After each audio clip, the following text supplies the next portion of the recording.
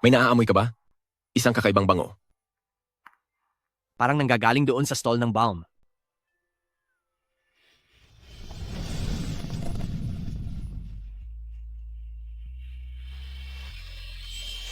Gutom ka na ba? Sige, kumain ka na.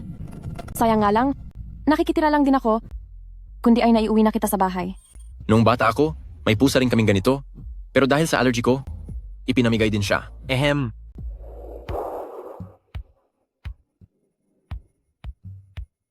Ay. Naku!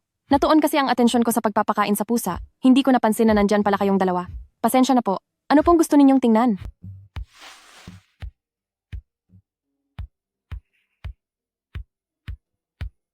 Bibilhin ko ang formula ng balm na ito.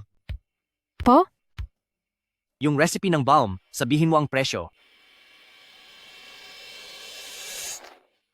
Hindi po ito ay pinagbibili. Pasensya na, masyadong mabilis ang ugali niya. Wala akong pangamoy simula pagkabata, pero nakakagulat na naamoy ko ang bango nitong balm mo. Mahalaga ito sa akin, kaya gusto kong bilhin ang formula at subukan kung mapapagaling nito ang aking pangamoy. Hindi ko po ibinebenta ang formula. Pero ibinibigay ko na ito sa inyo. Sana ay gumaling na kayo agad. Nariyan na ang mga opisyal. Nariyan na sila. Muning sa uulitin.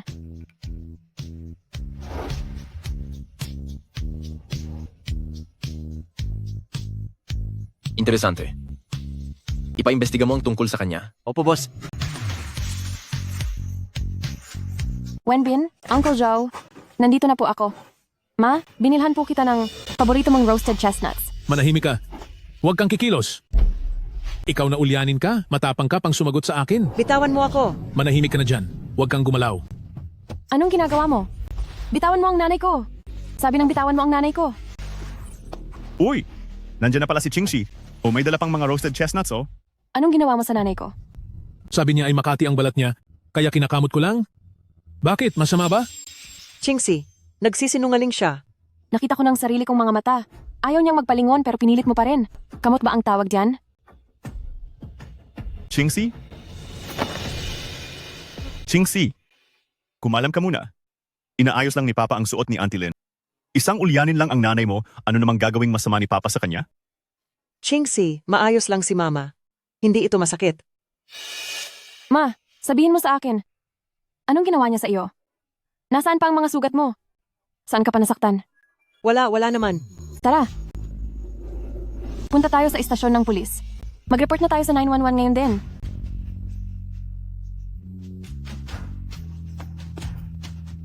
Chingxi, huwag ka nang gumawa ng eksena. Magkakapamilya tayo. Pwede naman natin itong pag-usapan ng maayos dito sa loob ng bahay. Halika, makinig ka. Magluto ka na muna ng pagkain. Pagkatapos natin kumain, ibibili natin si Auntie Lynn ng mga bagong damit sa labas. O sige na, okay ba? Totoo yan. Ayaw mo na bang mapabilang sa pamilya ng mga The Zhao family? Kung gusto mo, ayusin mo ang kilos mo at pagsilbihan mo kaming dalawa ng maayos.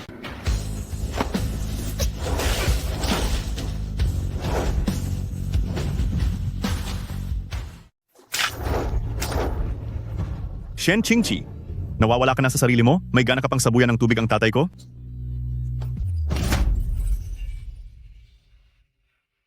Zawanben, mula nang dalhin ko ang nanay ko sa inyo noong nakaraang taon, lahat ng sentimong kinikita ko sa pagtitinda ay napupunta lang sa bulsa mo.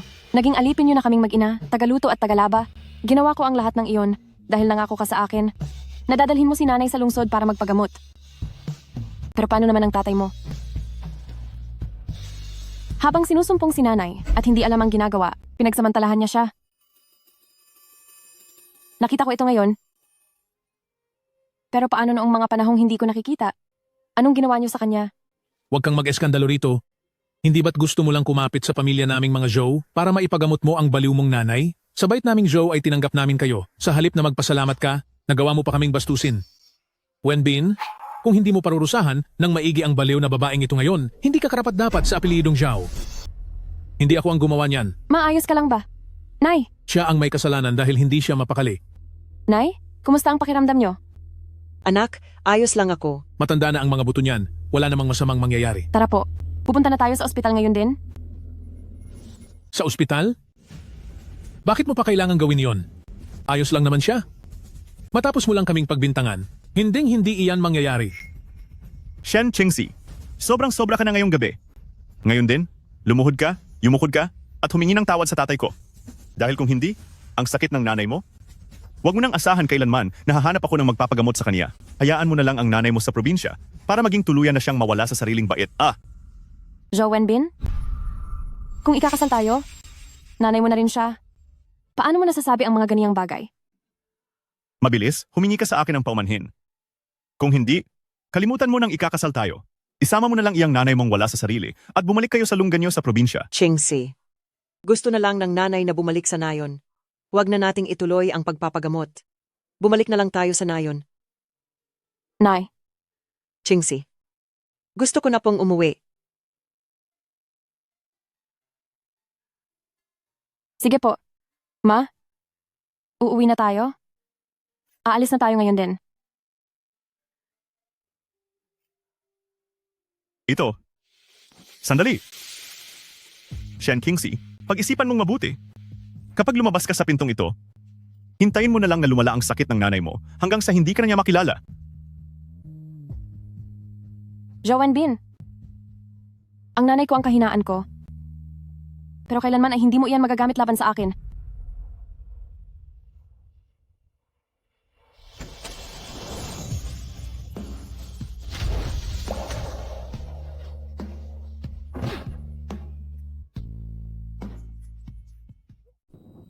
Qingxi, walang silbi si Mama. Ako ang naging pabigat sa iyo. Mama, wag po kayong magsalita ng ganyan. Niginaw ba kayo, Mama?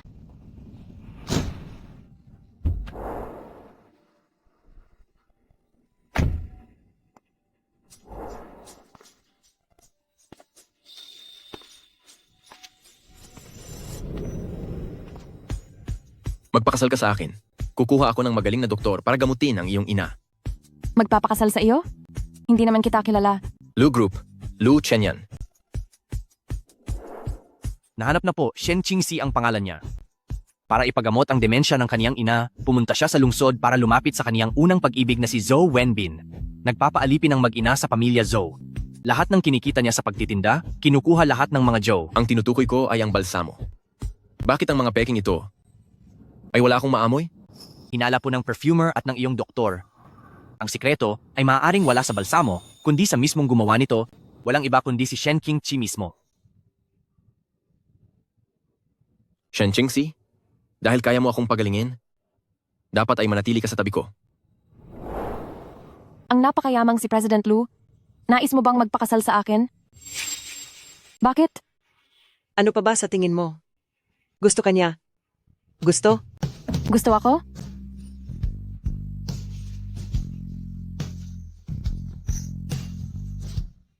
Huwag kayong magkamali ng iniisip. Naniniwala ang doktor na ang susi sa paggamot sa pangamoy ko ay hindi ang gamot na ginawa mo, kundi ikaw mismo.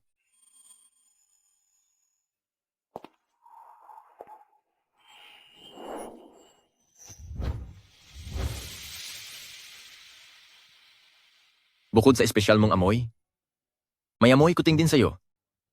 Kaya, magpakasal ka sa akin, manatili ka sa tabi ko, bilang asawa ko, para tulungan ako sa aking pagpapagaling.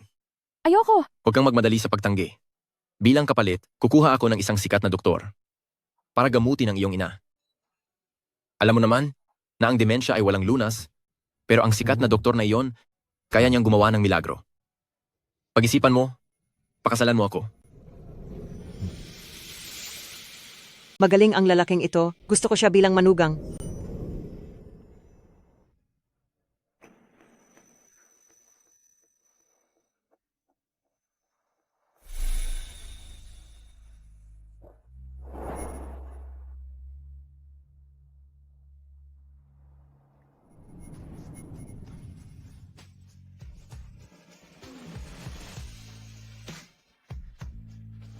Lu Chenyan, kumalma ka. Dahil lamang naman ito sa naaamoy ko ang kaniyang bango na maaamoy ko na araw-araw simula ngayon. Sige po. Sir, lumapit pa po ng kaunti sa bride. Ma'am, itagilid din po ng kaunti ang ulo nyo at ngumiti kayo. Heto na, tingin po sa lens. Sige po, 1, 2, 3.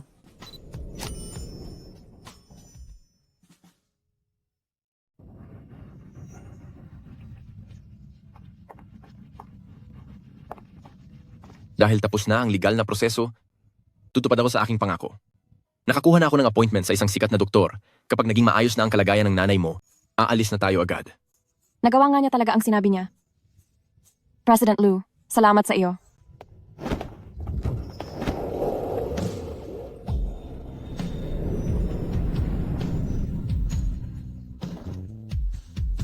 Mrs. Lu, pagdating sa akin, huwag ka nang magpapasalamat kailanman.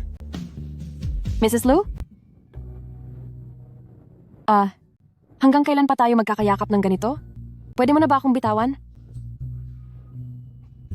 Iuuwi kita sa bahay. Ipapakilala kita sa tatay ko. Pa, anong oras na po? Nasaan na ang pagkain? Gutom na ako. Pagkain. Yung walang hiyang si Shen Qingxi, lumayas na naman kung saan-saan. Sino ang magluluto para sa iyo? Ako ba? Pa, may sakit po kayo sa puso at baga? Huwag po kayong masyadong magalit. Pero ang sakit nyo, may pag-asa pang gumaling? Akala ko ba wala nang gamot iyan? Wala silang paraan pero ako meron. Nakakuha ako ng appointment sa isang tagong eksperto. Ang sakit na ito, siguradong mapapagaling ni Elder Meng? Mabuti naman. Ang galing talaga ng anak ko. Shen Qingxi. Ngayon lang siya naisipang bumalik? Talagang naisipan pang bumalik ng babaeng walang hiya na iyon? Alam ko namang hindi siya magtatagal sa pagmamatigas. Pa, panoorin mo kung paano ko siya parurusahan. Sandali. Pabalikin mo rin ang baliw niyang ina. Kasama niya rito. Hindi sapat na siya lang ang magsilbi sa ating dalawa. At isa pa, ang ugali niyang iyan. Dapat mo siyang disiplinahin ng husto. Kapag nakapasok na sila, paluhurin silang mag-ina sa harap natin at pag-isirin mo ng pagkakamali nila. Huwag kang mag-alala pa. Ngayon, sisiguraduhin kong matuto siya ng leksyon sa akin. Alis na ako.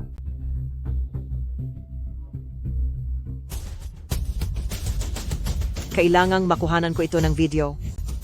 Tingnan natin kung paano ang babaeng iyan na lumuhod at magmakaawa. Hehehe. Kaming dalawa lang ni Papa ang nasa bahay. Medyo stricto siya, pero hindi siya masamang tao, kaya huwag kang kabahan. Siguro mas mabuti kung kaming dalawa ni Mama ay magrenta na lang ng bahay sa labas. Bakit ko hahayaang ang asawa ko at ang biyenan ko ay tumira sa kung saan? Mag-asawa na tayo, tsaka kung hindi ka titira rito kasama ko, paano mo ako matutulungan sa gamutan ko? Ako. Makikipagtulungan po ako. Sisiguraduhin kong aalagaan kitang mabuti. Pati si Mama.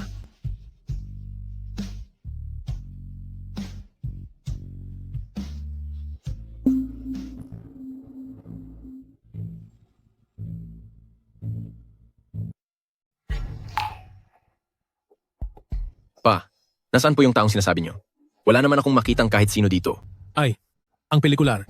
Sigurado akong may nakita akong bulto ng tao kanina na kamukhang kamukha ng babaeng si Shen Qingxi. Malabo na ba talaga ang paningin ko?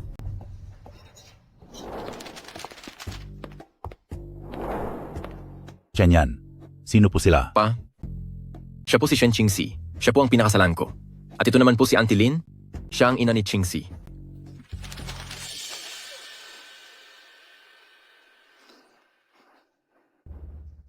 Talagang nagdesisyon ka ng mag-isa nang hindi nagsasabi. Naalala kong nirekomenda ko sa iyo ang ilang mga anak ng mga mayamang pamilya na kasing level natin. Ngunit kahit isa sa kanila ay ayaw mong harapin. Miss Shen, anong klasing pamilya ba ang pinanggalingan mo? Ako po. Galing po ako sa probinsya. Hindi po ako galing sa mayamang pamilya. Tiyan, ang pagiging asawa ng isang Lu Group ay hindi basta-bastang posisyon na para sa kahit sino lang. Qingxi, natatakot ako. Ayos lang yan.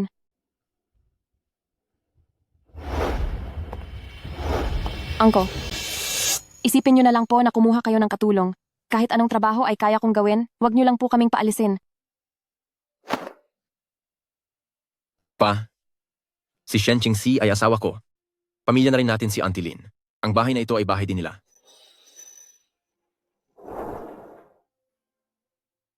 Pa, Asawa ko si Chingxi, at pamilya na natin si Auntie Lin, ito na ang tahanan nila. Hindi ko akalaing ganoon siya, at agad niya akong kinilala ng walang pag-aalinlangan. Kumain muna tayo.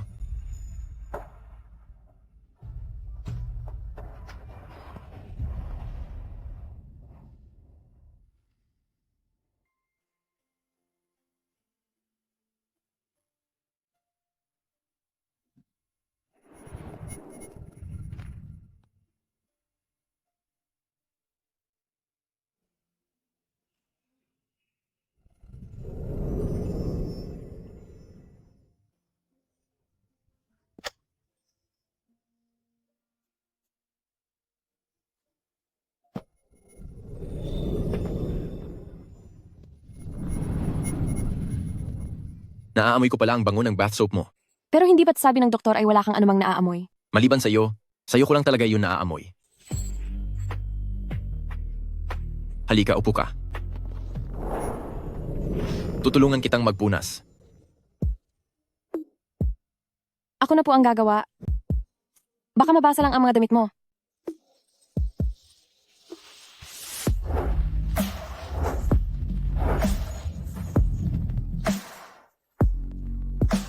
Hindi mababasa ang mga ito.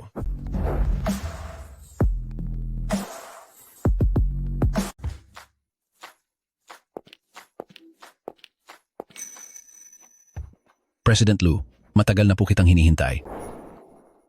Elder Meng, ito po ang aking asawa, na si Shen Qingxi. Ito naman ang aking biyenan, na si Ma'am Lin Jingshu. Ito po si Divine Physician Meng. Maraming salamat po sa inyo, Divine Physician Meng. Huwag po kayong mag-alala, Old Madam. Tungkol sa kalagayan nyo, ipinaliwanag na sa akin ng maigi ni President Lu. Gagawin ko ang lahat ng aking makakaya para maibalik kay Madam Lu ang isang malusog na ina. Salamat po. Joe Wenbin. Ayos ah. Dito ka nakatira. Nakarenta lang? Renta lang yan. Balita ko yung kinalakihang unang pag-ibig mo ay hinahanap ka? Para sa kanya ba yung renta mo? Sino ang dalawang ito?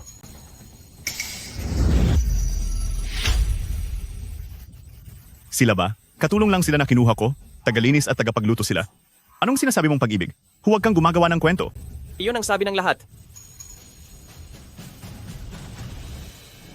Sa kabila ng pagiging makapangyarihan niya, nagawa niyang tanggapin ng buong buo at ipakilala sa harap ng lahat ang tunay na pagkakakilanlan namin ni Mama. Habang si Joe Wenbin ay iniisip lang. Kami ay dumilang sa pagkatao niya, kami ay hamak na mga utusan lang. Dadalhin ko muna sila sa silid paggagamutan. At pag-uusapan natin mamaya ang tungkol sa mga order ng gamot. Ang mga order ng gamot. Sige po, Sige po, asikasuhin niyo muna ang mahalagang trabaho. Sasama na lang ako kay Mama sa pagpapasuri. kung gayon, hihintayin ko kayo rito. Sige. Pa, Elder Meng, isang pasyente lang ang tinatanggap niya sa isang buwan. Ang pagkakataong ito ay napakaswerte at mahirap mahanap. Ang sakit mo sa puso at baga, sa pagkakataong ito, tiyak na gagaling na ng tuluyan. Talagang mahusay ang anak ko, maraming kakilala. Nagawan mo ng paraan na makakuha ng appointment kay Elder Meng. Tara na. Kumusta po, Madam Lunay, handa na ng aking guro ang lahat? Sisimulan na natin ang pagsusuri. Shen Qingxi at ang matandang iyan na hindi pa rin nawawala. Bakit sila nandito? Dito po tayo. Shen Qingxi? Hindi ka umuwi sa bahay at parang naging irresponsable ka na, ah? Shen Qingxi, saan ka nagpunta nitong mga nakaraang araw? Bakit hindi mo sinasagot ang telepono? Pati mga mensahe ko hindi mo nire-replyan, ano? Ma, pumunta na po tayo sa klinik. Oh. Wenbin, tama ba ang narinig ko? Shen Qingxi? Nabubuwang na siguro siya kakahabol ng panggamot sa nanay niya? At talaga namang may lakas ng loob pa siyang pumasok sa klinik ni Elder Meng? Shen Qingxi, sumama ka na sa akin pauwi ngayon din at pag-iisipan ko kung maghahanap ako ng gagamot sa nanay mo kapag nagpatuloy ka pa sa paggawa ng gulo at naabala mo ang paggamot sa tatay ko, hindi ko ito palalampasin. Bitawan mo ako. Joe Wenbin, malinaw ang sinasabi ko sa iyo. Wala na akong kahit anong kinalaman sa iyo. Ma, halika na. Pumasok na tayo sa loob. Doktor, Bitawan mo ako. huwag po kayong magpapaloko sa dalawang ito. Itong mag-inang ito, hamak na mahirap lang ang mga iyan. Nagkukunwari lang silang mayaman para maloko si Elder Meng, nagamutin sila. Ano, mapanlin lang? Sige po, aalamin ko ang sitwasyon. Tara na. Hoy! Walang hiya ka? Balak mo pa yatang tumakas? Bitawan niyo ako. May nakuha kaming appointment kaya kami pumasok dito. Itoy, napakasinungaling mo talaga. Alam mo ba kung gaano kahirap kumuha ng appointment kay Elder Meng? Ang aming si Wenbin? ay humingi pa ng tulong sa maraming tao at gumugol ng mahabang panahon bago makakuha ng kahit isang appointment. Ikaw, isang hamak na probinsyana na walang pera at walang mga koneksyon, balak mo pang magpatingin kay Elder Meng? Manigas ka sa panaginip mo. Wenbin, kung papabayaan niyo silang gumawa ng eksena, baka magalit na niyan si Elder Meng. Paano na ang panggagamot sa akin kapag naantala ito? Halika rito. Sinabing lumapit ka rito. Bitawan mo ako. Pwede ba? Matuto ka namang mahiya. Pakibitiwan ako. Joe, bitawan mo ang nanay ko. Isa siyang mahalagang panauhin ni Elder Meng. Aba, may espesyal na bisita pala rito. Hindi ko akalain na ang matandang ito ay isa palang bigating tao. Halika rito. Sabihin mo sa akin, kaninong leader ka ba nanilbihan bilang katulong? Shen Kingsley, bakit naging ganyan ka na kagarbo? Umuwi ka na sa akin ng maayos? At huwag mo nang gambalain ang pagpapasuri ng tatay ko sa doktor, okay? Ikaw at ang iyong anak ay nararapat lang na magsilbi sa amin habang buhay kayong hindi makakatakas sa amin. Bitawan mo ako! Bitawan mo ako! Halika, sumama ka na sa akin. Bitawan mo ako! Huwag kayong mag-alala, President Lu, ang biyanan ninyo. Gagawin ko ang lahat para magamot siya. Ngunit ayon sa sinabi ninyo kanina, ang supot ng pabango na gawa mismo ng inyong asawa ang nakatulong para muli kayong makapanimot. Manghang-mangha po ako doon. Baka sakaling may pagkakataon na makahingi po ako ng kaalaman mula sa inyong asawa. Guro, may problema. May 2 tao na dumating. Sinasabing mga mandaraya raw sina Jeng, Lu, at ang matanda. At nagsasabunutan na sila roon. Kalokohan ito. Dalhin niyo ako roon. Bilis. Ano ang nangyayari rito? Makinig kayo sa akin. Ang 2 manlolokong ito ay nagpapanggap na mayaman para maloko si Elder Meng na gamutin sila. Bitawan niyo ako. Sa totoo lang, 2 silang masamang babae. Nung ang matandang ito ay nasa bahay ko pa, sinubukan pa niyang akitin ako. Sinungaling ka. Samantalang nung panahong hindi pa malinaw ang isip ko, ay pilit mo akong pinagsasamantalahan. Nagagawa mo pang magsinungaling. Joe, pagbabayarin kita sa ginawa mo. Ikaw na Joe ka, gaganti ako sa'yo. Joe Wenbin, bitawan mo ako. Napakatigas na ng mukha ng nanay mo. Ano naman kung saktan siya ng tatay ko? Parurusahan kita. Sumama ka na sa akin pauwi ng maayos. At sasabihan ko ang tatay ko na tumigil na. Napakasama talaga ng mga manloloko. Pati si matandang Meng ay sinubukan nilang lokohin. Totoo kaya ang sinasabi niya?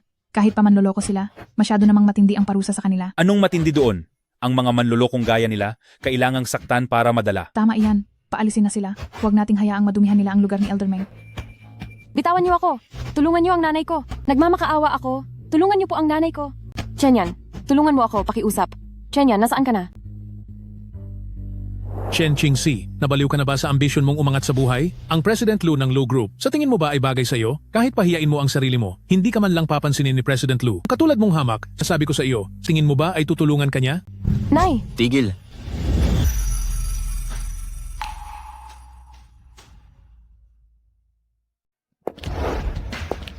Huminto kayo.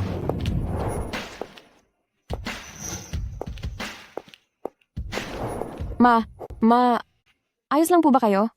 Saan po kayo nasaktan? Maayos lang ako. Sino ang nanggugulo dito sa klinika ko? Elder Meng, ang 2 taong ito, gusto nilang gumawa ng eksena sa klinika nyo para makapanloko. Tama po, nag-aaway pa sila dito mismo sa klinika nyo. Sinong nagsabi niyan? Siya po. Wala naman akong sinabing mali. Ang babaeng ito, nobya siya ng anak ko, tumira sila sa bahay namin, at itong babaeng ito, nung nasa bahay pa namin siya, madalas pa niya akong tinutukso. Itong mag-inang ito, parehong walang kwenta. Naglakas loob ka pang siraan ang nanay ko? Sa loob ng maraming taon namin ni Mama, na nagsilbing parang katulong sa inyo, pati siya sasaktan mo? Sila ni Mama? Ganito ba talaga ang naging buhay nila sa pamilya Joe? Ikaw na masamang babae ka, sumusobra ka na, nagawa mo pang saktan ako. Joe Wenbin, walang hiya ka. Panonoorin mo lang ba ang masamang babaeng ito na saktan ang sarili mong ama? Aray! Subukan niyo lang. Ano pang tinitingnan-tingnan nyo diyan? Bakit hindi nyo pa sila hulihin? Dalhin sila sa himpilan. Opo.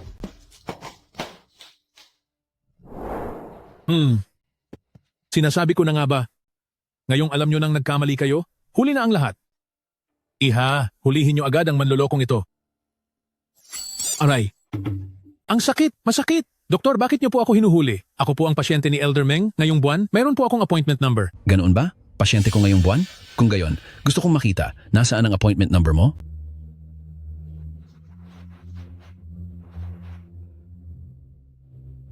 Ito po, paano ko naman po kayo lolokohin? Silang 2 ang tunay na manloloko. Ang lakas ng loob mo. Pati appointment number ng klinika ko ay nagawa mong palsipikahin? Akala mo ba sa tanda kong ito ay malabo na ang mga mata ko? Elder Meng, Hulihin siya. sandali po Elder Meng. Isang malaking pagkakamali lang po ito. Ang appointment number na ito, ang anak ko po, ang humanap ng paraan para makuha ito. Paano itong magiging peke? Wenbin, magsalita ka naman. Ang appointment number po? Ako po ang pumeke niyan. Ano? Anong sinabi mo? Dalhin niyo silang dalawa at paalisin na.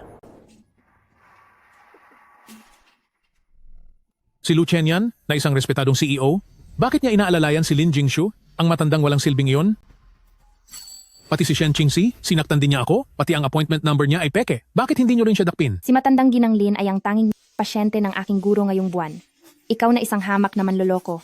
Anong lakas ng loob mong siraan siya? Ano? Siya ang pasyente ni Elder Meng ngayong buwan? Paano itong nangyari? Mahal na madam, humihingi po kami ng paumanhin. Kanina po ay nalinlang kami ng dalawang manlolokong iyon. Patawad po sa aming pagkakamali. Opo, sana po ay mapatawad niyo kami sa aming pagkukulang. Huwag niyo po kaming hayaang paalisin sa klinika. Alam naming wala kaming karapatan na maging pasyente ni Elder Meng. Pero ang slot po sa ibang mga doktor, napakahirap po makuha nito. Ang dalawang manlolokong ito ay talagang nakakagalit. Nagawa pa nilang gumawa ng gulo sa klinika ni Elder Meng. Dalhin na agad sila sa himpilan ng pulis. Alis. Madam Lu, ang pangyayaring ito ay responsibilidad ng aking klinika. Ako na mismo ang titingin kay Old Madam. Siya nga pala, Madam Lu. Balita ko ay eksperto kayo sa paggawa ng pabango. Mayroon akong isang sinaunang formula dito kung saan may dalawang sangkap. Maaari po ba kayong makaabala, Madam Lu, para tulungan akong suriin ito kapag may oras po kayo?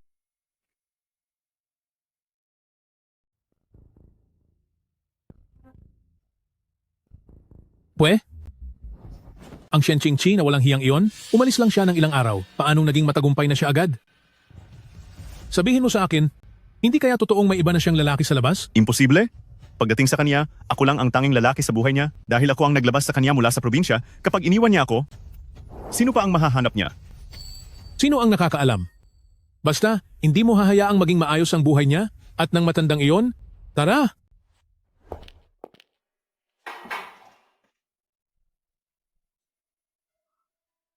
Ang bango naman.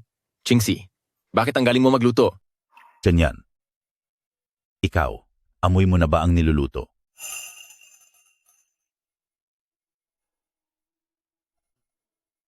Qingxi, ikaw talaga ang doktor na nagpagaling sa akin. Ngayon, pati ang mga pagkain niluluto mo, naaamoy ko na. Mabuti naman, Chen yan. Naaamoy mo na ang bango ng mga pagkain. Ano ang gusto mong kainin? Palagi na kitang lulutuan sa susunod. Aba, balae. Tignan mo si Qingxi, kayong dalawang mag-ina na nag-aalaga kay Chen Yan. Huwag niyo ring masyadong pagurin ang mga sarili niyo po. Pamilya naman na tayo, wala namang dapat ikahiya sa isa't isa. Sige po. Salamat dahil nahanap ni Chen yan si Elder Meng. Kung kaya ang kondisyon ni Mama ay mabilis na bumubuti. Siya nga pala, Ma. Samahan kita bukas kay Elder Meng para sa check-up.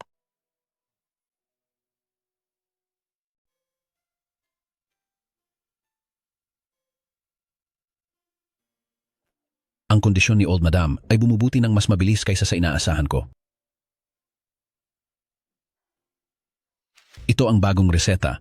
Kailangan uli kitang maperwisyo para kuhanin ito sa botika. Ma, dito ka lang at hintayin mo ako. Babalik ako agad.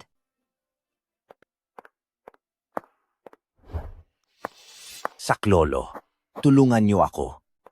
Oh, Lolo? Anong nangyari sa inyo? Tumayo po kayo. Dahan-dahan lang. Naku. Huwag po kayong malikot. Tutulungan ko kayong pumunta sa doktor. Ayos lang ako, Iha. Salamat. Walang anuman. Sasamahan ko na kayo sa doktor.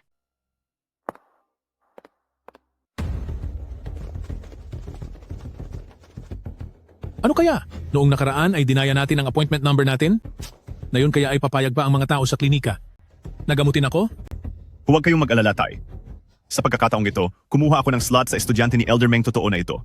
Kahit hindi nito tuluyang mapagaling ang sakit nyo, mas mabuti na ito kaysa sa lumala pa.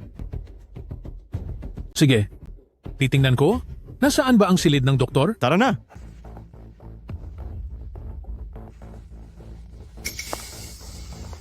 Si Shen Qingqi ba yun? Wenbin, tingnan mo kung si Shen Qingxi nga ba yun? Si Shen Qingxi nga talaga. Bakit nakayakap siya sa matandang lalaking iyon? Iba naman ito sa kasama niya noong huli. Mukhang ang masamang babaeng ito ay nakahanap na naman ng bagong lalaki.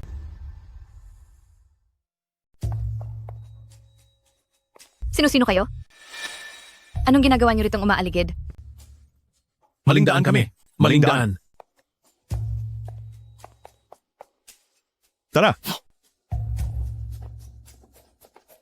Anak, salamat at iniligtas mo ako.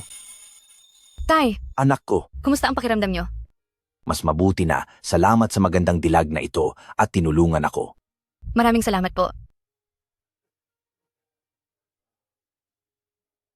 Mukhang ang Shen Qingxi na iyon ay nakahanap talaga ng mayamang matanda. ang Shen Qingxi na iyon, na walang hiya, nagagawa pa akong lokohin. Tingnan natin kung paano ko siya tuturuan ng leksyon mamaya. Alis na tayo. Tara na. May dati ng karamdaman na pagkahilo ang matanda, na sumasama paminsan-minsan. Bakit niyo hinahayaang mag-isa lang ang matanda? Pasensya na po. Naging pabaya ako. Maraming salamat sa tulong niyo. Dahil nandito na ang pamilya, mauna na muna ako. Sandali lang po. Iniligtas niyo ang tatay ko, pero hindi ko pa alam ang pangalan niyo. Hindi pa ako nakakapagpasalamat ng maayos sa inyo. Walang anuman iyon, kahit sino namang makakakita ay tutulong din. Siya si Miss Shen. Isang mahalagang panauhin ng aking master. Nabalitaan ko na sa paggawa ng pabango ay napakahusay niya talaga. Paggawa ng pabango? Sa tingin niyo ba ay nagkakamali lang tayo? Paano magkakaroon ng lakas ng loob si Shen Qingxi na maghanap ng ibang lalaki nang hindi ko alam? Nakita mo naman sa sarili mong mga mata, yakap siya ng matandang iyon, kitang-kita kung gaano sila kalapit. Sa totoo lang, talagang makati ang balat nitong si Shen Qingxi o sige na sa paghahanap ng lalaki pero nakakuha pa siya ng lolo na 70 o 80 taon na. Talaga kayang naghanap siya ng ibang lalaki? Ibig sabihin ba, ay hindi na siya babalik para pagsilbihan tayo? Hindi maaari pa. Kailangan kong gumawa ng paraan. Kailangang pabalikin agad si Shen Qingxi. Pinag-uusapan lang, heto na siya, tingnan mo kung sino iyon. Si Shen Qingxi, Naku! Nangako pala akong magluluto ng sweet and sour pork para kay Chenyan ngayon. Nakalimutan kong bumili ng karne. Ma, mauna ka na pong umuwi. Bibili lang ako ng karne. Sige, iuuwi ko na muna ang gamot.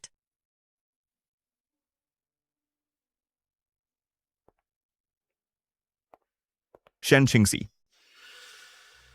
Saan ka ba naggagala nitong mga nakaraang araw? Saan pa nga ba siya pupunta? Paniguradong nagpunta siya sa ibang lalaki at nagpresenta ng sarili niya doon. Bakit? Mag-isa ka lang ba ngayon? Nasaan na yung matanda? Matanda? Shen Qingxi, wala kang hiya, napakasama mong babae. Hindi pa ba sapat ang ginagawa ko para sa'yo? Medyo nahawakan lang naman kita ng konti, hindi ba? Tapos nakuha mo pang makipagkita sa iba at humanap ng 80 taong gulang na matanda sa likod ko. Napakababa talaga ng lipad mo, ano? Zhou Wenbin? Itigil mo ang mga kalokohan mo? Anong 80 taong gulang na matanda ang sinasabi niyo? Ano bang pinag-aawayan dito? Uy! Makinig kayo sa akin, ang babaeng ito, siya ang girlfriend ng anak ko. Dahil lang sa simpleng away, nagawa na niyang lumabas at makipagkita sa isang matandang lalaki. Tama po yun. Napakaganda naman ng dalagang ito. Kailangan ba talagang pumatol sa matanda? Mukha namang inosente ang babaeng ito. Hindi siya mukhang papatol sa matanda. Tama? Hindi totoo yan. Huwag kayong maniwala sa kaniya. Sinisiraan niya lang ako. Paano ka naman siniraan ng tatay ko? Kitang-kita namin ng tatay ko ang totoo. Noong yakap-yakap ka ng matandang iyon, parang hindi ka man lang lumaban sa kaniya. Sayang. Ang ganda pa naman niya. Pumatol talaga siya sa matanda. Maayos naman ang katawan ng dalagang ito. Hindi ba mas mabuting maghanap ng marangal na trabaho? Bakit kailangang pumatol sa matanda? Ang mga kabataan talaga ngayon? Hay naku! Tama na. Totoong may asawa na ako, pero hindi iyon isang matanda. Shen Qingxi, anong sinabi mo? May asawa ka na. Ikaw. Oo. Ako na si Shen Qingxi at ikaw na si Zhou Wenbin ay wala na talagang kinalaman sa isa't isa. Kaya pakiusap, lumayo ka sa akin. Sabi ko na nga ba, hindi ba? Naghahanap talaga siya ng ibang lalaki sa labas. Tama po. May lakas ka ng loob aminin na humanap ka ng lalaki sa labas? Bakit hindi mo aminin na naghanap ka ng matandang mayaman? Posible kayang? Isa ka lang masamang babae na kabit ng matandang iyon? Kayong mga Zhao, itigil niyo ang pagsisinungaling. Dati pa ay mahilig na kayong manggulo ng relasyon. At sinulsulan si Zhou Wenbin na saktan kami ng nanay ko. Ngayong wala na ako sa pamilya, Zhou, nagagawa niyo pa rin gumawa ng kwento? At sirain ang pangalan ko. Gumagawa ng kwento? Alam mo ba, itong subdivision natin, ang pinakamaganda sa buong lungsod. Ang isang probinsyana, paano makakatira sa ganitong kagandang lugar? Tama po yan. Siguradong nakahanap siya ng mayamang boss at naging kabit doon. Parang pamilyar po. Ang mukha ng babaeng iyan. Parang nakita ko na siya sa may bandang villa area ng ilang beses. Sa villa area? Hindi ba nandoon ang lugar ni na Lu Group at Lu Chenyan sa loob ng villa area na iyon? Ang presyo ng bahay doon ay mas mataas kaysa sa gusali nating ito. Baka, ang batang babaeng ito ay talagang binubuhay ng ibang tao? Tama siya. Ang pinakasalan ko ay si Lou. Anong tama siya? Makinig kayo sa sasabihin ko. Kaming dalawang mag-ama. Anong kasalanan ang nagawa namin? Isa lang siyang probinsyana. Isnama siya ng anak ko dito sa lungsod at inalagaan siya ng maigi at pinakain. Ngunit anong nangyari? Nagawa niya kaming tradurin at sa labas ay naghanap ng matandang 80 anyos na lalaki. Napakawalang hiya talaga. 80 anyos?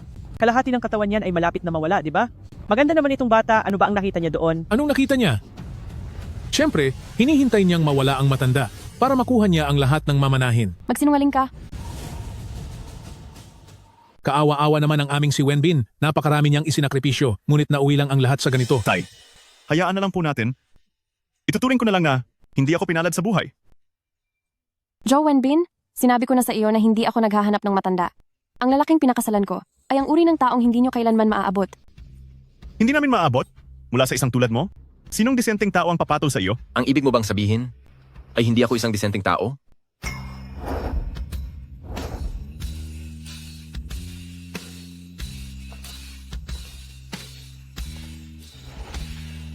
Chenyan, bakit ka nandito?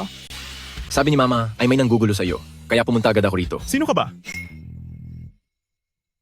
Hindi ba't ito ang presidente ng Lu Group na si Lu Chenyan? President Lu? Ang mga sinabi niyo po kanina, ano po ang ibig sabihin yon? Ako si Lu Chenyan at ako ang asawa ni Shen Qingqi. Ikaw si Zhou Wenbin, di ba? Kakasabi mo lang na hindi ako disenteng tao. President Lu, hindi niyo po maaaring pakasalan si Shen Qingxi. Isa lamang siyang hamak na taga-nayon. Ang papakasalan ko. Kailangan ko ba ng pahintulot mo? President Lu, hindi po iyon ang ibig kong sabihin. Shen Qingxi, mas nakakalamang ka na ba talaga sa akin ngayon? Ang isang mababang tao na gaya mo? Paano mo naging karapat-dapat na maging Madam CEO? Mukhang ang pagkakulong sa himpilan ay hindi pa rin sapat para kayo ay magtanda.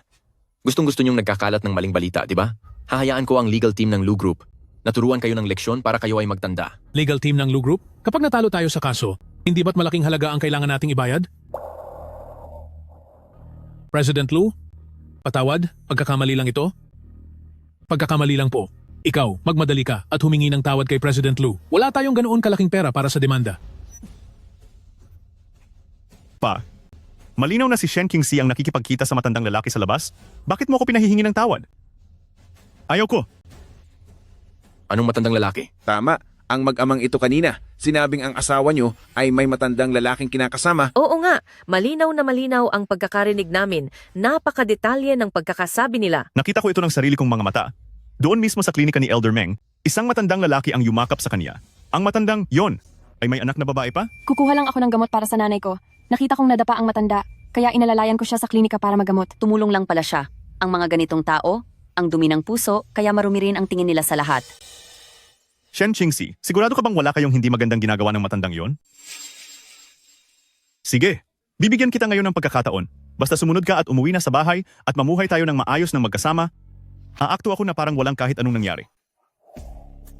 Zhou Wenbin, aning di ka ba nandidiri? Asawa na ako ng ibang tao. Huwag mo na akong gambalain. Hayaan mo na. Pa, hindi natin ito pwedeng pabayaan lang ng ganoon. Isipin niyo kung paano natin, tinrato si Qingxi at ang nanay niya noon. Ngayong nakadikit na sila kay President Lu, siguradong maghihiganti sila sa atin. Hindi natin siya pwedeng hayaang mapabilang sa mayayamang pamilya. Qingxi, maganda ang nakatagpo ka ng mayamang mapapangasawa, pero hindi mo basta maitatatanggi ang relasyon mo kay Wenbin, hindi ba? Oo, 18 taong gulang ka pa lang nang sumama ka sa kanya. Dinala ka rin niya sa lungsod. Kaya matagal ka nang naging manugang naming mga Joe. Hindi ba sabi mo kanina ay girlfriend lang siya? Sa isang kisap mata, bakit naging manugang mo na siya agad? Tama nga naman, girlfriend lang siya ng anak mo. Hindi ibig sabihin noon ay pag-aari na ninyo siya. Ano bang pakialam nyo? Si Shen Qingxi at ang nanay niya, palamunin sila sa bahay namin ng maraming taon. Kung hindi ko siya manugang, bubuhayin ko ba sila? Si Qingxi at ang biyanan ko ay nakaranas ng matinding paghihirap sa inyo. Pagkatapos ay pinalayas niyo pa sila. Ano ang karapatan ninyo? Sabihing si Qingxi ay manugang ninyo? Hindi maaari. Hindi ko hahayaang mapabilang sa mayaman si Shen Qingxi. Hinding-hindi. Qingxi, pasensya na at mabilis uminit ang ulo ko. Hindi ko dapat sinabi sa iyo ang mga bagay na iyon. Humihingi ako ng tawad. Susunduin ko na kayo ni Mama pabalik sa atin. Uuwi na tayo ng magkakasama. Ayos ba iyon? Zhou Wenbin. Si Qingxi. ay asawa ko na ngayon. Subukan mong galawin ulit siya. Papa, kung hindi natin sila kaya, hindi ba natin sila pwedeng iwasan na lang? Bumalik na muna tayo. Pag-usapan natin doon. Tara na! Sige, aalis na tayo.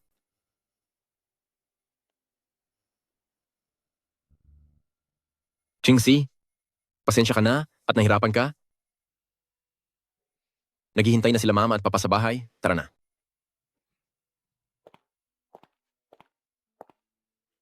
Kaya pala ang sikat na seryosong boss ay napakalambing?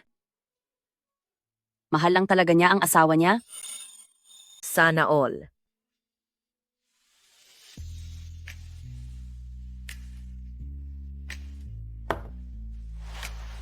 Chingsi, sa dalawang kahon ng pabango na ito, magkapareho ba ang mga sangkap?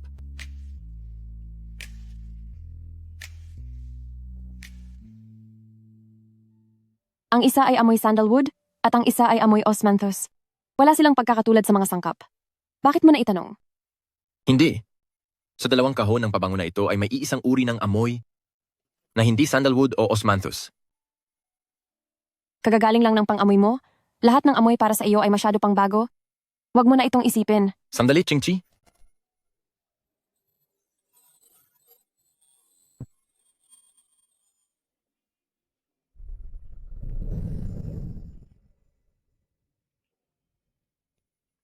Huwag kang malikot. Huwag kang malikot.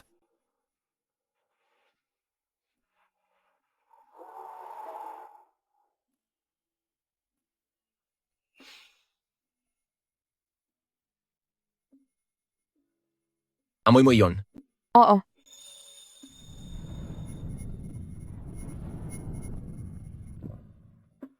Chenyan, Chingsi, kain na. Ng mga prutas. Sabi ko na nga ba, magdadala si Chingchi ng prutas dito, nakakaabala ka lang sa ginagawa nila. Sige lang, ituloy nyo lang iyan. Baka nagkakamali po kayo.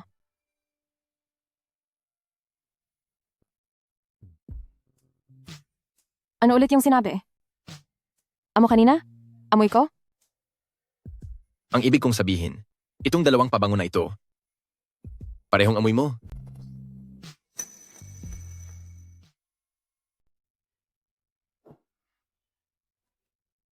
Maraming salamat po, Elder Meng, sa pagtulong at pagligtas sa kaniya. Nagkataon lang na nakita mo siya sa daan patungo sa klinika ko. Siguro ay bahagi na iyon ng tadhana. Pero Chingsi, nagkasundo na tayo. Hindi ko tutulungan ang pusa ng walang kapalit. Kailangan mo akong tulungang amuyin ang huling sangkap para sa reseta na ito. Matagal ko na pong ipinangako na tutulungan ko kayong amuyin ang mga gamot. Hinding-hindi po ako magsisinungaling sa inyo.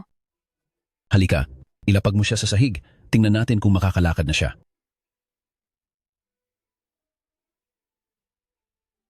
Ha, ayos na siya. Elder Meng, napakahusay niyo talagang doktor. Siya nga pala, Elder Meng. Chenyan, sabi niya ay kaya raw niyang makaamoy ng iisang klase ng samyo mula sa iba't ibang pabangong ginawa ko. Sabi pa niya ay nasa akin din daw ang amoy na iyon. Pero hindi ko naman ito maamoy. Kahit ako ay hindi ito nararamdaman. Maaari po kaya na may problema na naman ang kaniyang pang-amoy? Ang pagkawala ng pang-amoy ni President Lu ay hindi normal ayon sa medisina, pero simula nang makilala ka niya, ang bilis ng paggaling niya na ikinagulat ko. Baka naman ang naaamoy niya ay hindi nanggagaling sa mundong ito, kundi mula sa iyo mismo. Guro, may dumating pong babae sa klinika. Tinatanong po kung may nakita tayong pusa. Pusa? Guanguan! Guanguan! Bakit ka lumabas ng bahay, Guanguan? Pinag-alala mo ng gusto ang mami.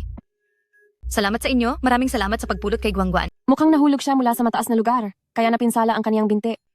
Ginamitan na siya ng gamot ni Elder Meng, pero kailangan pa rin siyang alagaang mabuti pag-uwi. Salamat po, Elder Meng. Maaari po bang itanong kung anong gamot ang ginamit nyo? Maaari po ba akong bumili sa inyo kahit kaunti?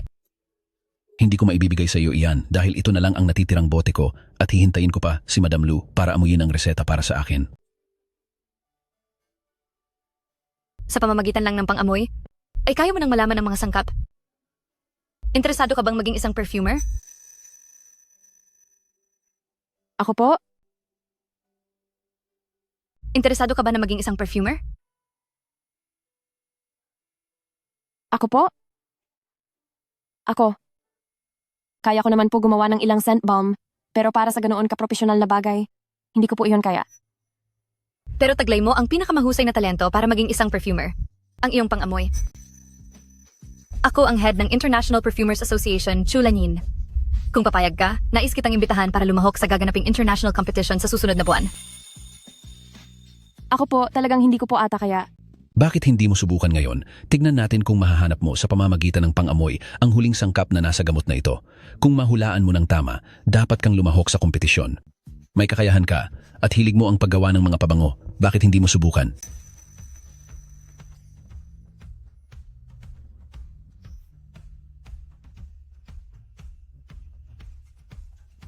Sige po.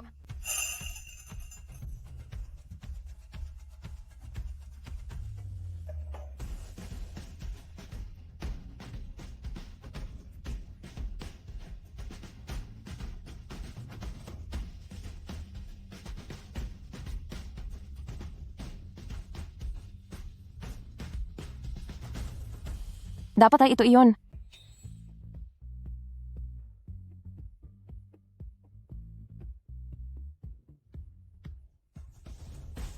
Shaoli. Kunin mo ang mga gamot ayon sa listahang ito at ihanda ito para subukan. Opo, sige po.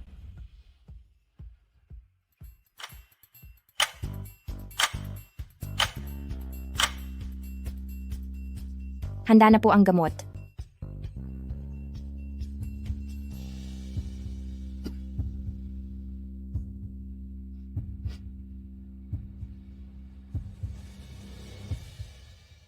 Nako, Chingsi, ang talim ng pangamoy mo, kamangha-mangha. Ang gamot na ito na base sa iyong ginawa ay kaparehong-kapareho ng orihinal na iniwan ng aming mga ninuno. Eksaktong-eksakto sa lahat ng aspeto. Miss Shen, sa galing mong iyan, hindi mo dapat hayaang masayang lang ang talento mo. Kung gayon po, susubukan ko po. Bilang perfumer, magkakaroon na rin ba sa wakas ako ng isang maayos na propesyon?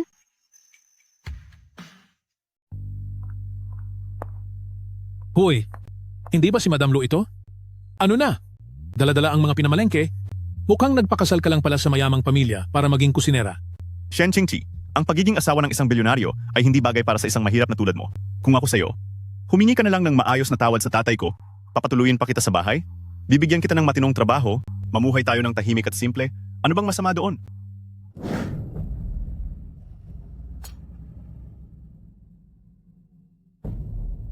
Wenbin, gusto ko sanang humanap ng trabaho sa labas na mas sigurado, kahit malaki ang kinikita sa pagtitinda sa kalsada, pero hindi sigurado ang kita dito.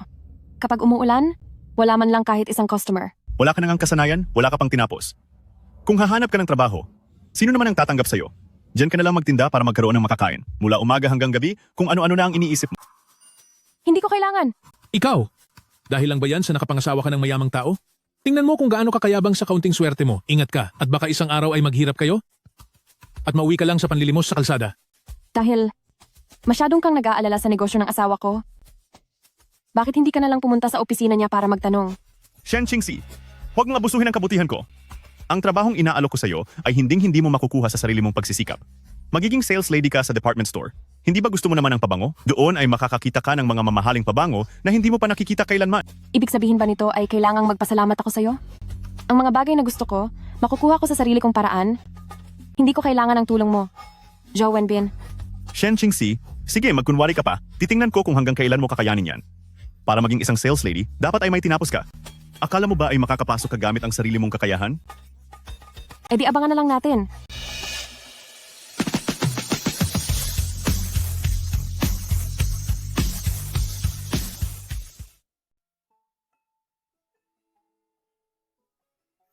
Mula ng pagbalik mo kanina, kinulong mo na ang sarili mo sa opisina.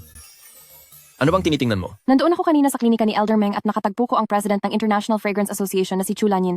Sabi niya, sa gitna ng komplikadong paggawa ng pabango, kaya kong matukoy ang mga sangkap, may talento raw ako bilang isang perfumer.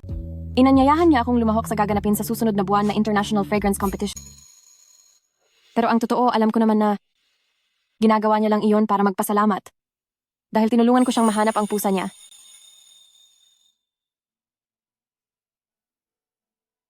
Shen Qingxi. Iyong perfumer na sinasabi mo, kilala ko siya. Mahal niya ang paggawa ng pabango, higit pa sa sarili niyang buhay. Inanyayahan kanyang sumali sa kompetisyon. Dahil talagang mahusay ka, at hinding-hindi, dahil lang sa isang pusa. Itong trabahong ipinakilala ko sa iyo ay isang posisyon na hindi mo man lang maabot mag-isa bilang isang sales lady sa counter. Hindi ba't mahilig ka sa mga pabango? Doon, makakakita ka ng mga sikat na brand na hindi mo pa nakikita kailanman. Isang buwan pa lang kaming magkakilala ni Lu Chenyan. Pero mas higit pa sa maraming taon ng pagsasama namin ni Zhou Wenbin, mas naiintindihan niya ako at nirerespeto. Masyado ba akong naging seryoso kanina? At natakot ba kita?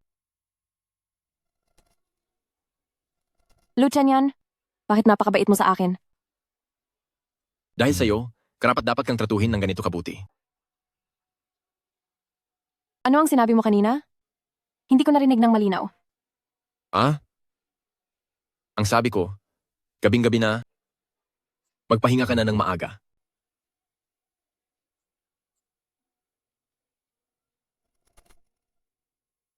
Punta ako sa perfume market ngayong araw at kailangan kong pag-aralang mabuti ang tungkol sa mga animal scent. Kung hindi ay para sa kompetisyon sa susunod na buwan, siguradong wala na akong pag-asa. Ang aking Qingxi, may talent na talaga sa paggawa ng pabango mula pa noong bata. Naniniwala si Mama sa iyo. Sa darating na International Perfume Competition sa susunod na buwan, siguradong mananalo ka. Sige po, dahil utos niyo po iyan, talagang susunod ako.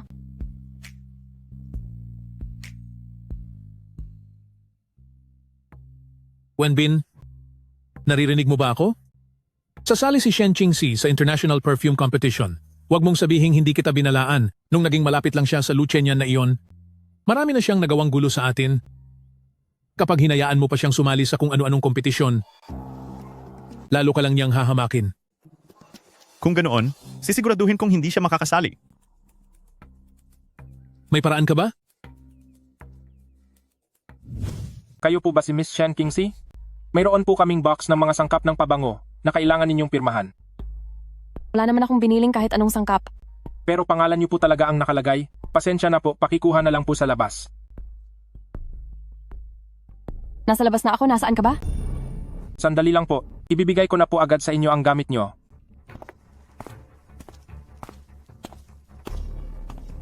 Qingxi, Zhou Wenbin? Anong ginagawa mo rito? Qingxi, alam ko na hindi ako naging sapat na maalaga noon. Ngayon ay alam ko nang nagkamali ako.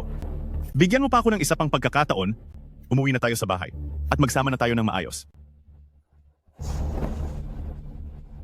Zhou Wenbin, wala na tayong anumang ugnayan sa isa't isa. Kaya pakiusap, huwag mo na akong gambalain.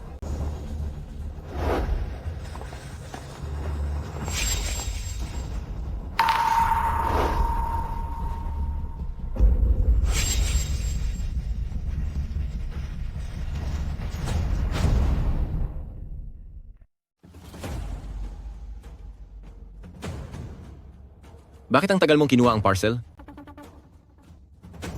President Lu? Kanina nung nasa labas ako, may nakita akong babae na isinakay sa loob ng isang van. Parang kamukha niya si Qingxi. Ano? I-trace niyo agad ang cellphone ng asawa ko.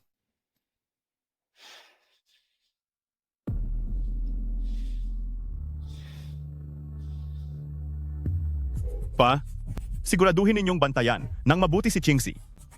Masama itong ginagawa nating pagkuha sa kanya. Kapag nakatakas siya, malalagot tayong dalawa. Huwag kang mag-alala. Subukan lang niyang tumakas, talagang parurusahan ko siya.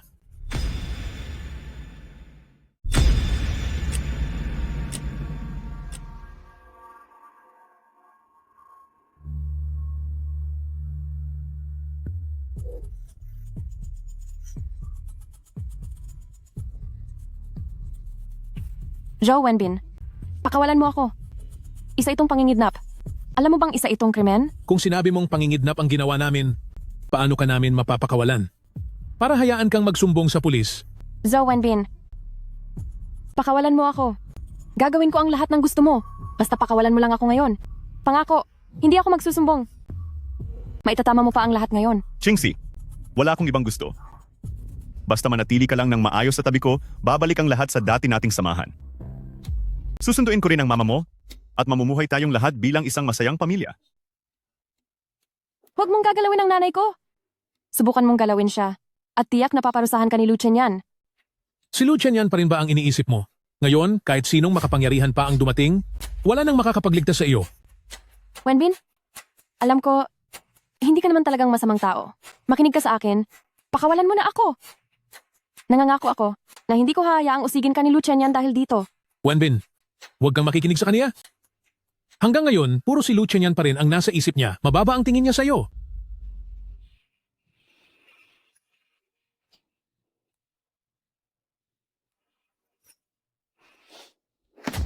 Shen Kingsley, bakit ang tigas pa rin ng ulo mo?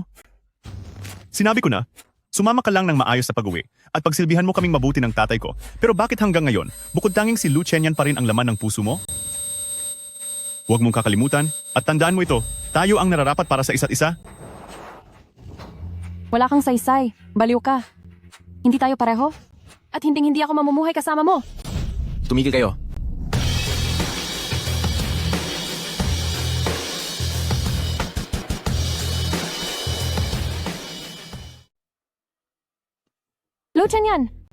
Lucien yan, tulungan mo ako. Bitawan mo ang asawa ko. President Lu, kayo po. Bakit po kayo nandito? Naku po. Tay,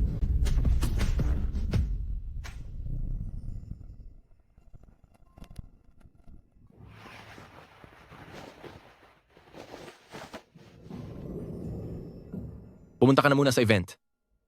Dito sa sitwasyong ito, hayaan mong ako na ang bahala rito.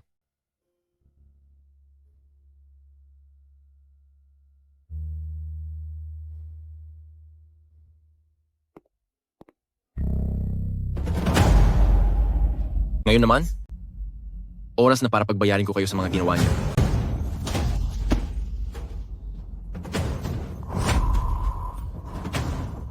nagkamali po kami. Pamilya Joe, kayo riyan, pagsilbihan niyo silang mabuti. Pagkatapos ay dalhin sila para makulong ng ilang araw.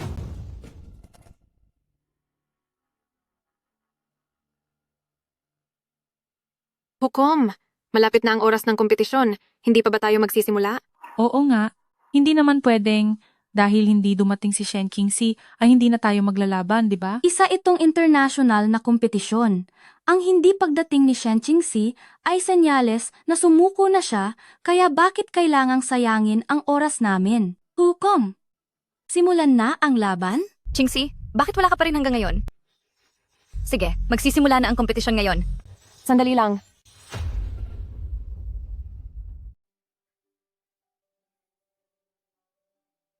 Pumesto na ang kalahok na si Shen Qingqi. Late na ang kompetisyon para kay Shen Qingxi. Dapat ay matanggal na siya sa kompetisyon. Tama iyon. Naabala niya ang oras naming lahat, kaya hindi na dapat siya hinayaang magpatuloy pa sa kompetisyon. Kinuha ako ng mga masamang tao sa labas kanina. Kakaligtas ko lang ngayon. Ano? Dinukot ka? Seryoso ka ba? Ako ang saksi niyan. Nakita ko si Shen Qingqi na sa pilitang isinakay sa isang van at ako ang nagbalita sa pamilya niya. May matinding dahilan ng pagkahuli ng kalahok na si Shen Qingqi, kaya idinedeklara ko, mananatili ang kanyang posisyon sa laban. May reklamo pa ba kayo?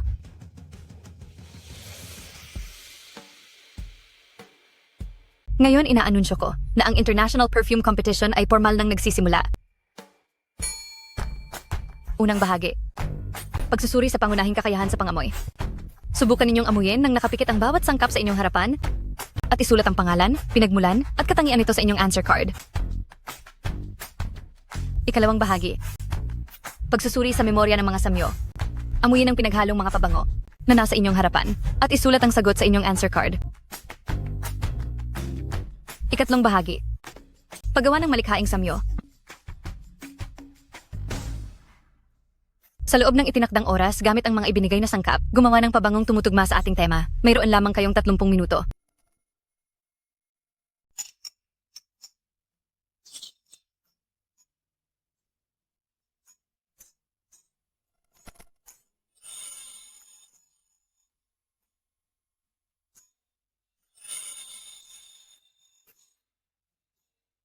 Sige, tapos na ang oras ng paligsahan.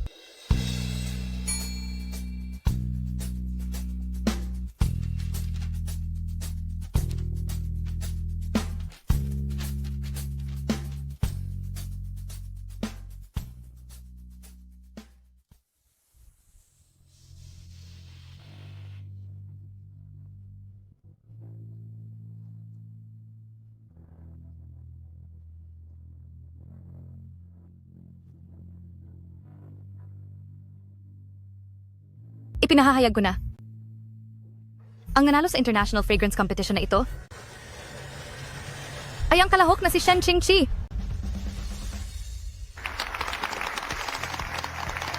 Salamat po.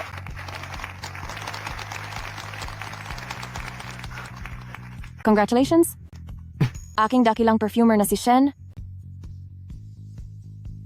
Bakit si Shen Qingxi ang naging kampeon? Oo nga, sa pagkakaalam ko, noong una ay hindi pa niya nasubukang maging isang perfumer, paano siya naging kampyon? Sa una at ikalawang bahagi, ang bawat kalahok ay may mga maling sagot.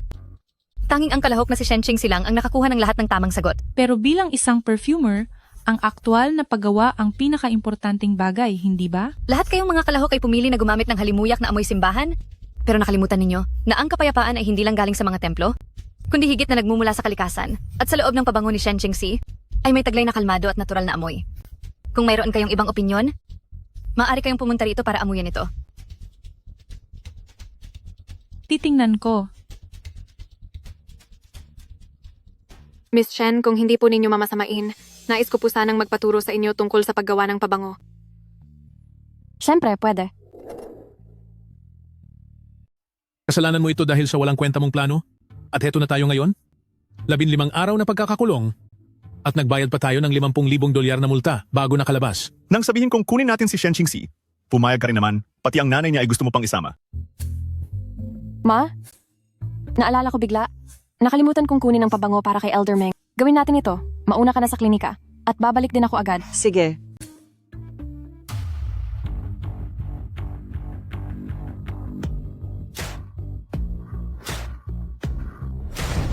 Shen Qingxi, may gana ka pa talagang magpakita sa harap ko? Hindi ba't nangako ka sa akin na hindi ka tatawag ng mga pulis? Shen Qingxi, lahat ng ito ay kasalanan mo. Dahil sa iyo, nakulong kaming mag-ama ng 15 araw at nagbayad ng $50,000. Sinasabi ko sa iyo, ikaw dapat ang magbayad nito. Pagkatapos ninyo akong kunin ng pilit, ako pa ang sinisisi ninyo ngayon? Makinig kayong mabuti. Ngayon, nandito ako para pagbayarin kayo? Sugurin nyo.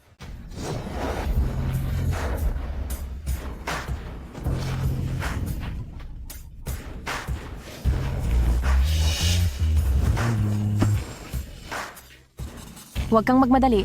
Unahin muna natin siya. Pagkatapos niya ay ikaw naman, pagkatapos mo ay siya ulit, pagkatapos niya ay ikaw na naman, paulit-ulit lang sa inyong dalawa, walang makakaligtas sa inyong dalawa. Walang hiya ka at wala kang modong babae. At may gana ka pang saktan ako?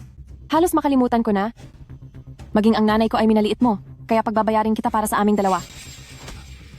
Saklolo!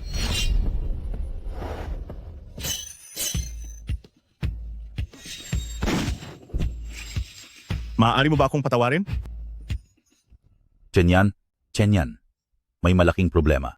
Ang asawa mo ay nasa gate ng subdivision at may kaaway siya roon. 2 lalaki ang kalaban niya. Kailangang magmadali na tayo. Kumusta si Qingxi? Nasaktan ba siya? Noong iniwan ko siya, lamang pa siya sa laban. Pero sinasabi ko sa iyo, huwag mo siyang aawayin sa hinaharap dahil kaya niyang tumalo ng 2 tao. Tara na. Bilisan na natin. Para hindi siya mapahamak doon. Ilang ulit niyo na akong binibigyan ng problema? Akala niyo ba ay mahina ako? Ngayon, ipapakita ko sa inyong lahat kung ano ang kaya kong gawin. Qingxi.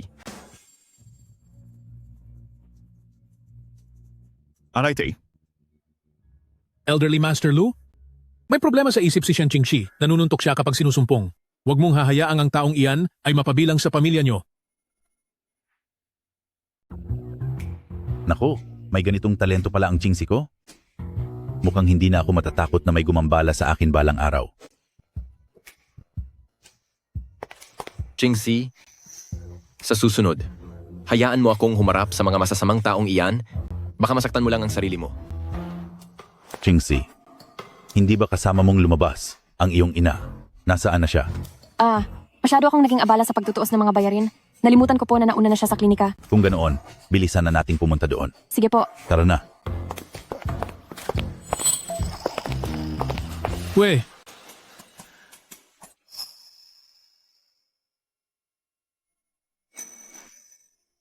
Qingxi, huwag mo na akong imasahe. Napagod ka rin sa buong araw. Sabi ni Elder Meng, dahil bumabalik na ang iyong pangamoy, kailangang dalasan ng pagmasahe sa iyong ulo Para ma-stimulate ang iyong utak, makakatulong iyon para muling mabalik ang iyong pang-amoy. Kapag magaling ka na, ituturing kong tapos na ang ating kasunduan. Anong ibig mong sabihin? May kasunduan tayo noong una? Nahahanapin mo si Elder Meng para gamutin ang aking ina? At tutulungan naman kitang maibalik ang iyong pang-amoy. Paano kung sabihin ko na gusto kong palawigin pa ang ating kontrata?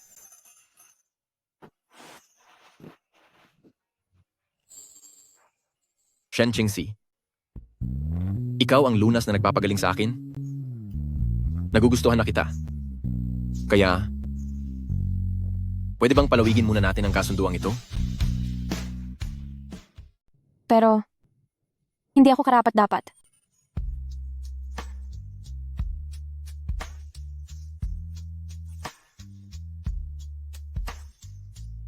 Walang basehan kung karapat-dapat o hindi.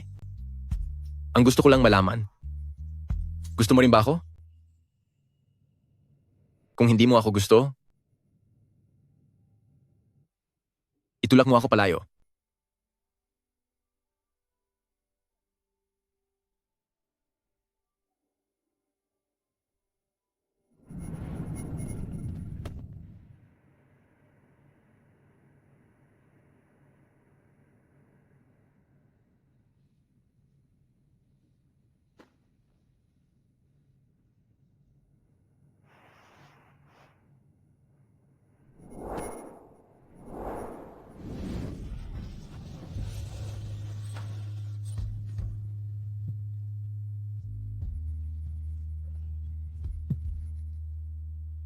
Qingxi, sa katawan mo, amoy tuta ka? Napakasarap sa pakiramdam.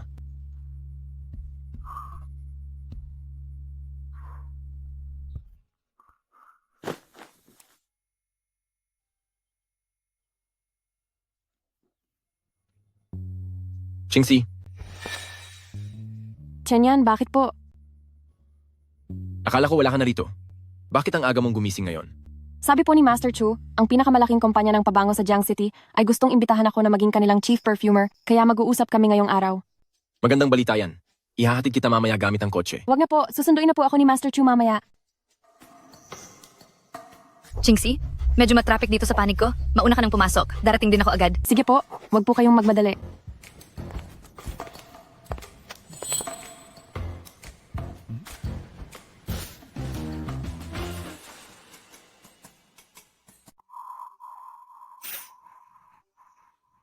Shen Qingxi? Bakit nandito ka?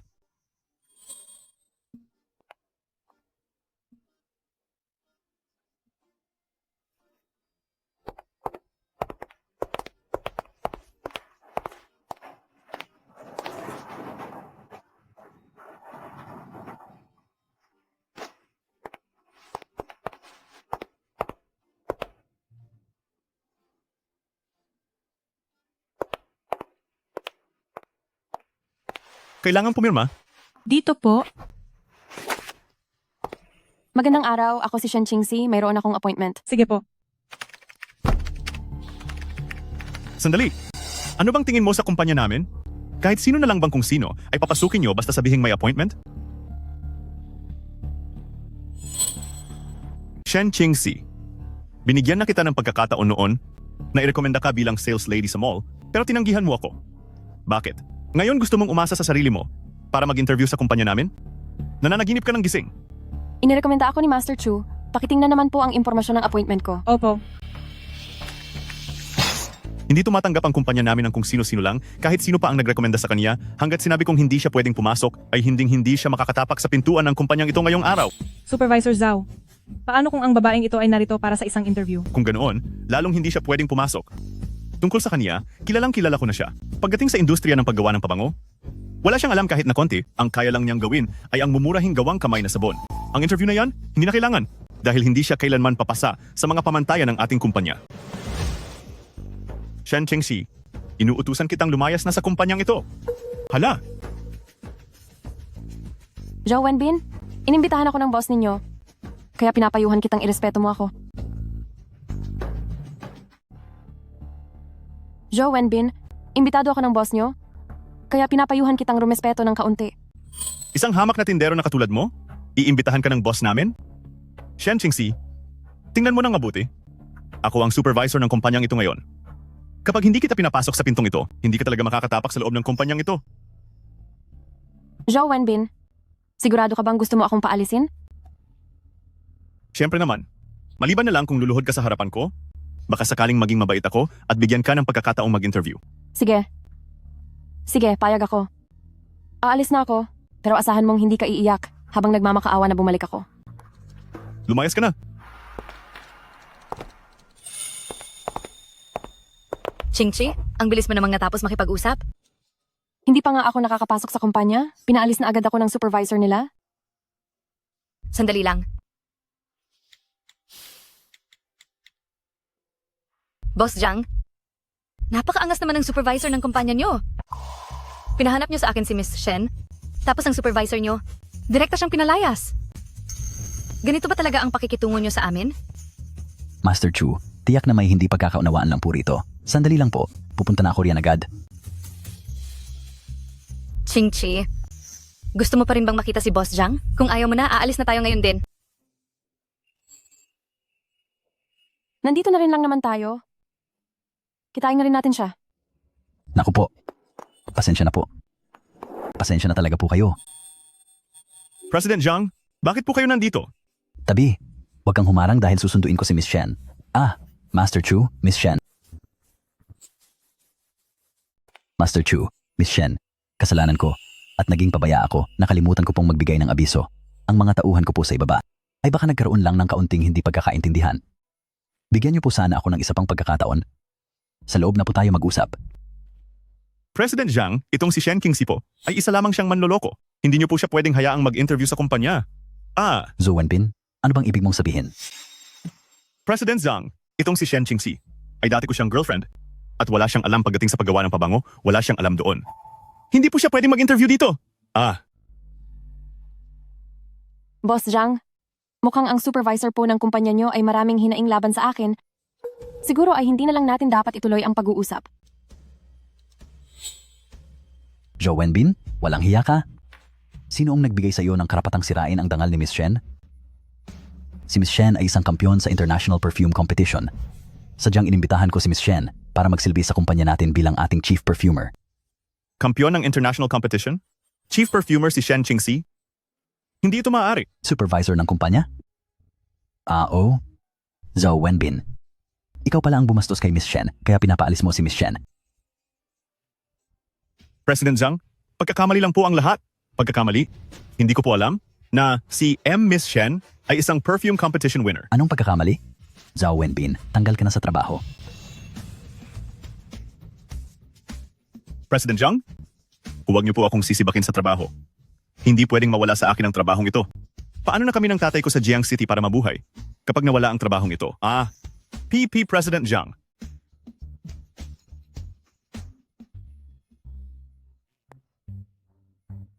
Qingxi, alam kong ikaw ang pinakamabait sa lahat.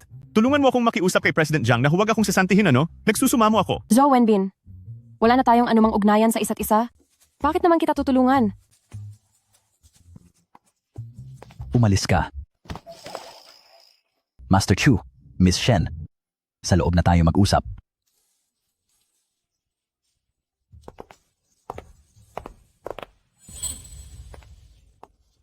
Shen Qingxi, anong karapatan mong maging mas maganda ang buhay kaysa sa akin?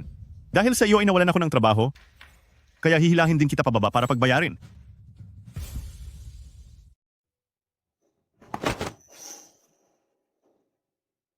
Anong pautot iyan? Hindi mo ba nakikitang nakaupo ako rito? Pa, mukhang hindi na tayo makakatagal sa Jiang City. Bakit ka pa nagdidirekta sa akin ngayon? Anong nangyayari? Anong ibig mong sabihin hindi na tayo makakatagal sa Jiang City? Si Shen Qingxi ang naging kampeon sa timpalak ng paggawa ng pabango at kinuha siya ng President Jiang bilang chief perfumer ng kumpanya. Nagalit ko siya. Ngayon, wala na akong trabaho. Ano? Ang walang hiya namang si Shen Qingxi na iyon uli. Wala na akong kinikita ngayon. Napakalaki pa naman ang upa natin sa bahay na ito, hindi ko na mabayaran ang upa para sa buwang ito. Wala na tayong ibang magagawa kundi ang lumayas pa? Hindi maaari? Hindi natin pwedeng palampasin ang ginawa ni Shen Qingxi.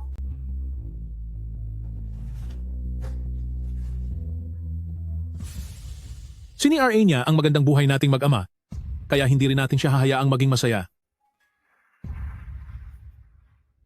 Pa, may plano ka ba? Hindi ba't may mga litrato ka ni Shen Qingxi? Maghanap ka ng malaswang video at i-edit mo ang mukha niya roon? Tingnan lang natin kung ang boss niyo ay gagamit pa ng isang masamang babae bilang chief perfumer? Sige po, pa. Shen Qingxi, maghintay ka lang.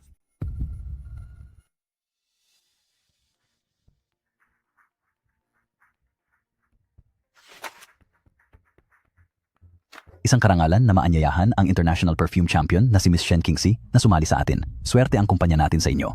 Miss Shen, sa ngalan ng ating kumpanya, ay malugod ko kayong iniimbitahan na maging ating chief perfumer. Hindi nararapat si Shen Qingxi na maging isang chief perfumer.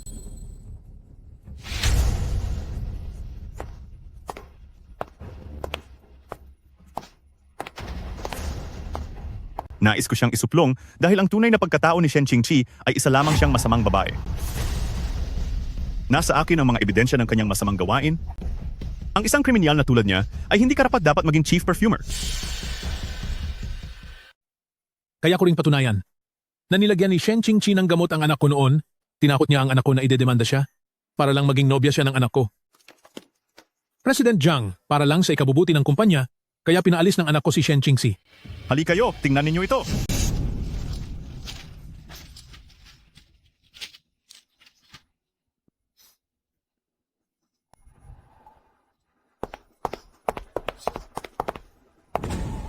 Ano?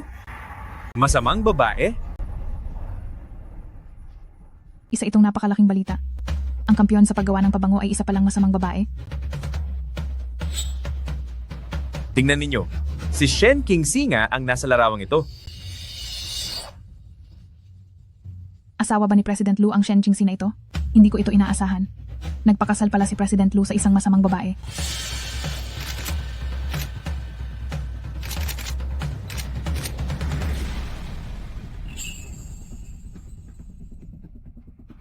Zhou Wenbin, gumagawa ka lang ng kwento? Gumagawa ng kwento? Ang mga larawang ito, ang ebidensya. Shen Qingxi, wala kang kwenta at napakababa mong babae. Huwag kang mag-alala. Ako nang bahala rito.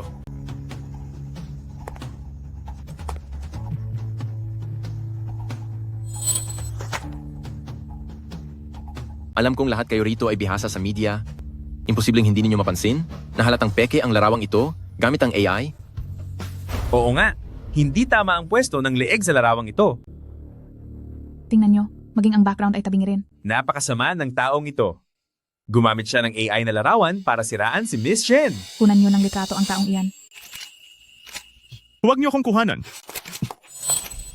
Zhou Wenbin, tungkol sa paninira mo sa asawa ko, pagbabayarin kita mamaya. Pero ang kasalanan mo sa pagkuha ng pera ng kumpanya, sa tingin ko si Boss Jiang ay gustong tapusin na ito ngayon din. President Lu, patawarin niyo po ako. Nagkakamali po ako. President Lu, nagkamali ako. Halika kayo, hulihin nyo si Zhou Wenbin. Tumawag kayo ng 911, ididimanda ko siya. President Lu,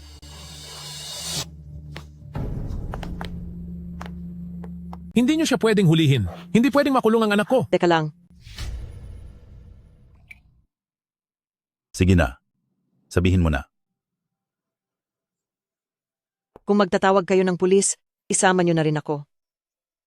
Ang lalaking Zhou na ito sa loob ng maraming taon, habang wala ako sa tamang pag-iisip, ay paulit-ulit na binuwastos ako. Ipapahuli ko rin siya sa pulis. Huwag kayong maniwala sa kanya. Nagsisinungaling siya. May sakit siya sa pag-iisip at hindi mapagkakatiwalaan ang mga sinasabi niya. Ang sakit ko sa pag-iisip ay matagal nang pinagaling ni Professor Meng.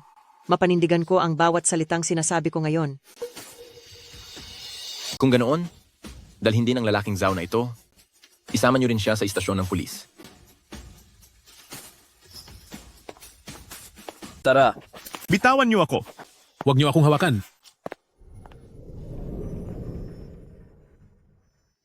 Miss Shen, pasensya na po talaga, hindi naging maayos ang paghanda ko.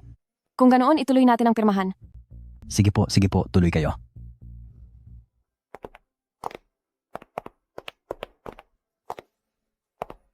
Masaya akong makatrabaho kayo. Sige,